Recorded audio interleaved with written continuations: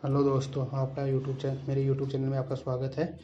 और मैं आपको ये बताना चाह रहा हूँ, यदि आपको जो भी कोडिंग में इसमें दिखा रहा हूँ वीडियो में, वो आपको चाहिए तो हरीश कुमार 2610 वाली गिटहब आईडी से आप ले सकते हो। और भी मेरे कोड लिखे हुए हैं, बहुत सारे कोड बनाए हुए हैं जो मैं डेली डेली बनाता रहता हूँ। और हरीश कुमार पे आप मेरे को फॉलो कर सकते हो। टीचिंग का कीड़ा मेरा यूट्यूब चैनल है। आज मैं वीडियो नंबर 4 जो पार्ट है, जो मैं अपनी सीरीज़ का पार्ट नंबर 4 है 9 में से, वो मैं उसके टॉपिक है डेटा टाइप वाला और डेटा अरिथमेटिक्स। इसमें 3 टॉपिक्स ये कवर और करूँगा मैं। तो इससे पहले मैं आपको बता दूँ कि मैंने 3 वीडियो बने हुए हैं। तो फर्स्ट वीडियो 3 पार्ट का ये वाला टॉपिक है। उसके बाद में पार्ट 2 के ये वाले टॉपिक है, और पार्ट 1 वाले ये टॉपिक है। यदि आपको पार्ट 4 देख रहे हो, उससे पहले आप पार्ट 1, 2 और 3 देखें तो आपको ज़्यादा अच्छा समझ में आएगा। और पार्ट 4 बाद में इसको कवर करते हैं। चलो अब पार्ट 4 अपन स्टार्ट करते हैं। डेटा टाइप के बारे में मैंने आपको ऊपर बता दिया था, और ये आप पढ़ सकते हो कि डेटा टाइप में कि जो होता है वो सिंगल 64 बिट इंटीजर टाइप्स होते हैं। जो मैंने 1 2 3 वाला एक मेरे पास लिस्ट था, उसका मैं वो एरे था उसके लिए, ठीक है ना। फ्लोर 32 के लिए क्या होता है कि डबल प्रिजन फ्लोटिंग पॉइंट होता है, कॉम्प्लेक्स क्या होता है, बूल क्या होता है, ऑब्जेक्ट क्या होता है, स्ट्रिंग क्या होता है, और यूनिकोड क्या होता है, ये आप यहाँ से पढ़ सकते हो।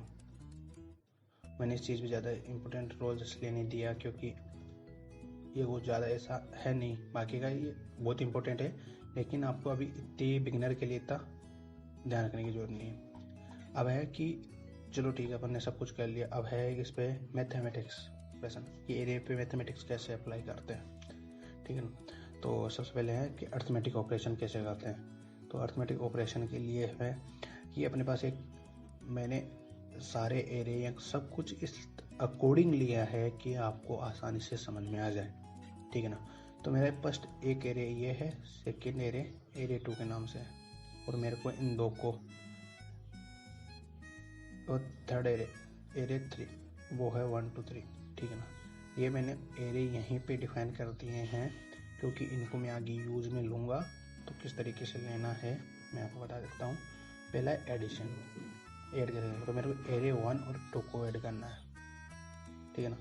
तो एरिया 1 और 2 ऐड हो गए ये। अब ये ऐड कैसे होते हैं आपको भी यही देखना होगा ना, ऐड कैसे होते हैं। तो मैं आपको आसानी से समझाने के लिए यहाँ पे दोनों को प्रिंट करवा देता हूँ। एरिया 1 और एरिया 2। अब इसका जो आया है अपने पास रिजल्ट वो ये है 5 2, यानी 0 0 इंडेक्स वाले 0 0 इंडेक्स पे, ठीक है ना। इसी प्रकार 1 कैसे आया, 8 में से -7 ऐड किया तो 1 आया। इस तरीके से होता है। तो एडिशन हो गया है। एडिशन के बाद में अपने पास करेंगे, हाँ एक मैं ये चीज़ भी बताना था कि बहुत से लोग बोलेंगे ना आपने यहाँ से ऐसे ऐड किया है। हम इसका ऐड फंक्शन नहीं होता, ऐड भी फंक्शन होता है, उसमें कुछ नहीं, mp.add और दोनों ऐड हो गए। जिन जिन एरे को ऐड करना है उन्होंने वो ऐड कर सकते हो। इनका सेम रिजल्ट है, यही रिजल्ट यहाँ पे, ये वाला रिजल्ट यहाँ पे आया, ठीक है ना। अब दूसरा सब्सट्रैक्शन। सब्सट्रैक्शन में कैसे करते हैं, वो दोनों एरो को आप घटा सकते हो। तो ये घटाया, ये अपने पास ये रिजल्ट आ रहा है, और इसका फंक्शन भी होता है numpy.subtract एरिया 1 एरिया 2, ठीक है। वही सेम रिजल्ट यहाँ आ रहा है, ठीक है। इसके बाद में मल्टीप्लिकेशन का आप डायरेक्ट भी एरिया 1 मल्टीप्लाई एरिया 2, ठीक है ना, उसका रिजल्ट, और मल्टीप्लाई फंक्शन को यूज में लेते हुए अपन करें तो इसका रिजल्ट, दोनों का रिजल्ट आ रहा है, सेम रिजल्ट आएगा ना। डिवीजन भी सेम है, इसका करेंगे और चाहे अपन फंक्शन यूज में लेके करो वही आना है, ठीक है। फिर एक्सपोनेंशियल, इसका यदि EXP नाम से फंक्शन होता है वो यूज में आएगा। अब एरिया 3 1 2 3 का एक्सपोनेंशियल ये होता है, 1 का ये होता है, 2 का ये होता है, और 3 का ये होता है। आप कैलकुलेट करके देख लो, मना पाइथन जो लाइब्रेरीज होती है वो कभी आपको उस पर कंडीशन नहीं देती है, ठीक है। उसके बाद में है आपका स्क्वायर रूट निकाला तो 1 का 1 होता है, 2 का 1.4, ये वाली वैल्यू होती है, और 3 की स्क्वायर रूट ही होता है।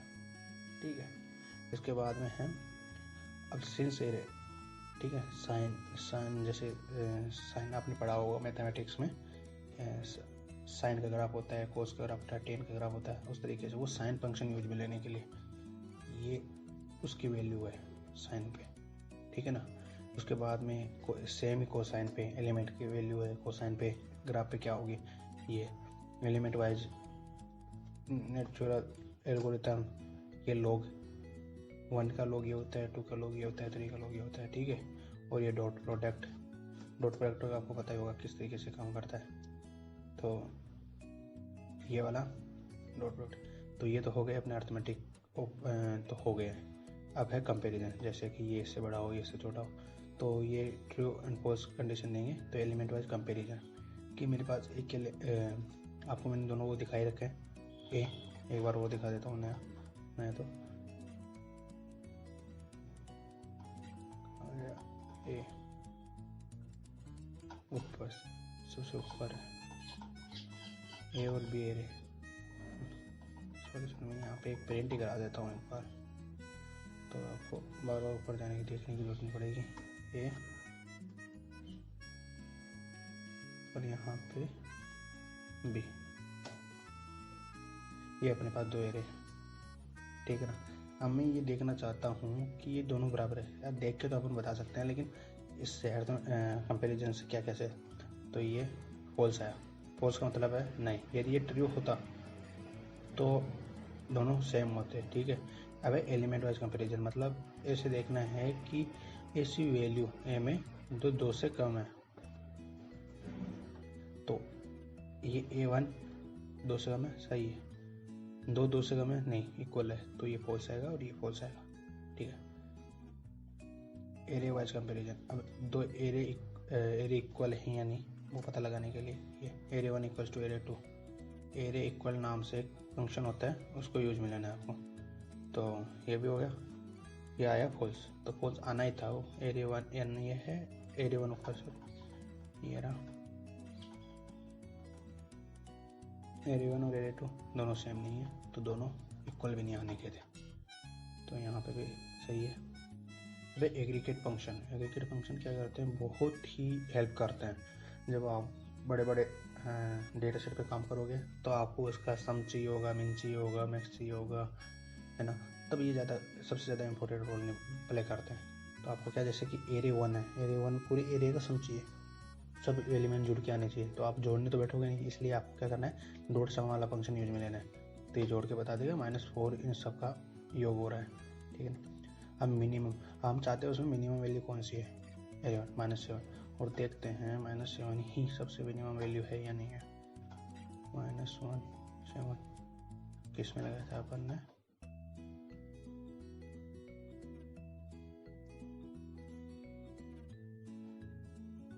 ये रहे, एरे 1 पे लगाया था, और सबसे छोटी वैल्यू इसमें कौन सी है, -7।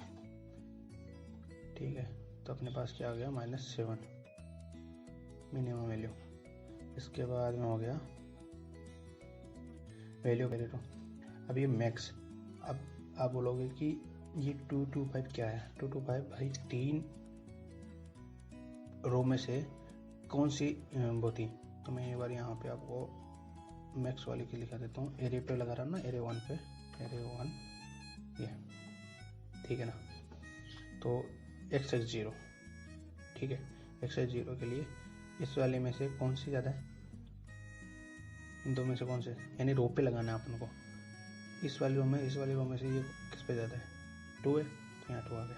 इन दोनों में से 2 है, 2 आ गया, और 0 और 5 में से 5 है, तो ये आ गया। ठीक है, इसके बाद में अपन को लगाना है सेम ही उस पर सम ऑफ एलिमेंट। ठीक है, और ये है यहाँ का समय, कहाँ गया वो,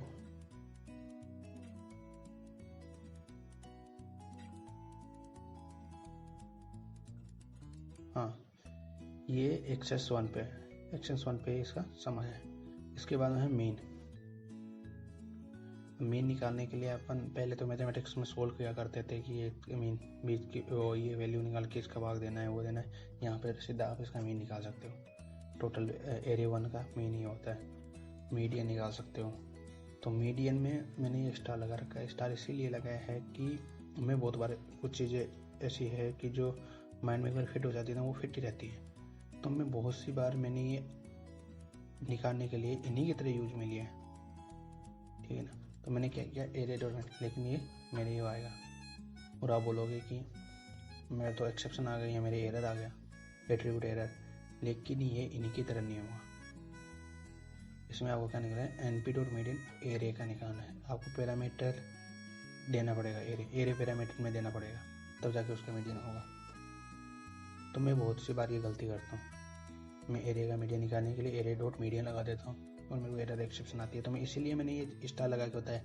इसी तरीके से मैं कोरिलेशन में भी यही करता हूँ कि कोरिलेशन में एरे डॉट को कोएफिशिएंट लगा दिया तो अपन नहीं आ गया, नहीं, ऐसा नहीं करना अपन को। वो ही इसमें पैरामीटर में ही एरे देना होगा और स्टैंडर्ड का भी ऐसे करना पड़ेगा।